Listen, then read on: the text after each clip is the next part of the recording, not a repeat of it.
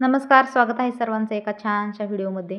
आणि एवढं प्रसन्न सकाळ सकाळचं वातावरण पाहताय. खरं तर परिसर आणि वातावरण वेगळा दिसत असेल, कारण हा परिसर आणि हे वातावरण माझ्या माहेरचं आहे. एकादशीच्या दुसऱ्या दिवशी आम्ही रविवार सुट्टी असल्यामुळे तिकडे गेलो होतो, तर तिथंच बघा हे सुंदर असं सकाळ सकाळचं वातावरण आहे. तर चला आज इथला एक व्हिडिओ मी शूट केलेला आहे माहेरचा. कसा वाटतो हे नक्की सांगा. तर इकडं बघा हा आमचा शेळ्यांचा गोठा आहे. आमच्या नानांच्या शेळ्या आहेत ह्या. तर पाहू शकता किती मस्त एका कलरच्या सगळ्या शेळ्या आहेत. आणि हे बोकड आहे बरं का, किती मोठं झालंय. आणि हे एक पिल्लू, ह्याची आई म्हणजे शेळी 4-5 दिवस झालं मेलेली, तरी पण ती छान राहतंय, खेळतंय आणि दूध पण दुसऱ्या शेळ्यांचं पिते. तर इथं आमच्या दादूचा टाळ वाजवायचा चाललाय बघा.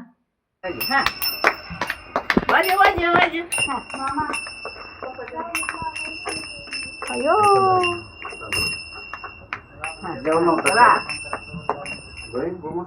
जेवण नव्हतं. थांबा आली.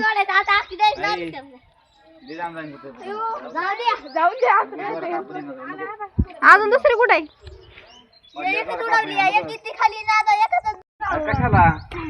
पतंग उडवायचं चाललं होतं ना, अचानक पाऊस आला ना, इतका आवडलाय दोरा. बाली कुठे? थोडाच पाऊस आला पण तेवढ्या. आता कसं सुटून कोंबड्या,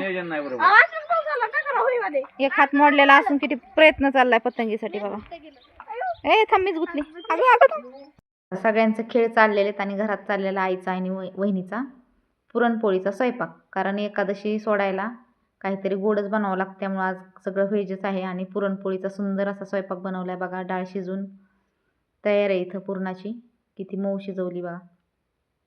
तर मस्त असा स्वयंपाक होणार आहे. ही पापडी बघा घरी बनवलेली, एकच पापडी तळताना कढई गच्च भरते. एवढ्या छान छान ह्या तांदळाच्या पापड्या बनवलेल्या आहेत. पाहू शकता तुम्ही किती सुंदर पापड्या तळून होत आहेत. खरं तर पुरणपोळी हा आपला महाराष्ट्रातील एक सगळ्यात महत्त्वाचा खाद्यपदार्थ आहे, जो की घराघरात बनवला जातो. त्यासोबत पापड, कुरडई, भजे हे सगळंच असतं. तर छान असा स्वयंपाक होणार आहे. कुरडई एवढी फुगणारे नाही आता बघा. बघा अशी कुरडई फुगली की म्हणायचं कुरडईची क्वालिटी छान आहे. तर मस्त आता इथं पापड वगैरे तळून डब्यामध्ये भरून ठेवतात आमच्या वहिनी. आणि दुसऱ्या स्वयंपाकाच्या तयारीला इकडं आईची सुरुवात झालेली. मस्त असं पुरणाला इकडं परतून घेतलेले गूळ टाकून, विलायची टाकून आता बारीक करून घ्यायचे. तोपर्यंत इकडं वहिनींनी भजी करायला पण सुरुवात केली. पाहू शकता किती छान भजी बनवलेत. बघताच लगेच खाऊ वाटतात का नाही. कसा वाटला आपला पुरणपोळीचा स्वयंपाक एक कमेंट करून नक्की सांगा. तर इकडं चालली आमटीची तयारी. आमच्याकडे ह्याला येळवण्याची आमटी म्हणतात, कुठं कुठं कटाची आमटी पण म्हणतात. तर लसूण, कढीपत्ता मस्त अशी फोडणी टाकून घेतली. आता मसाला परतायचा आहे त्यामध्ये.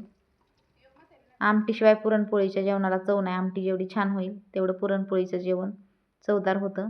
तर हा घरगुती मसाला आणि मटण मसाला टाकून घेतलेला आहे त्यात.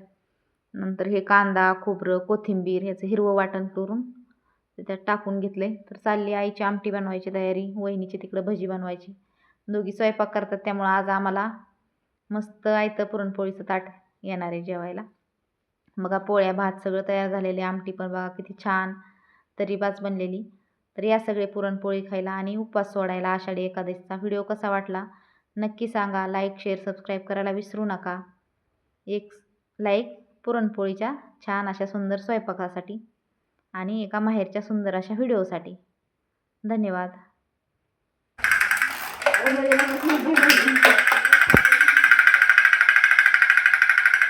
बाळाची खेळणी खेळत बारकी बाळ बसलेली ती.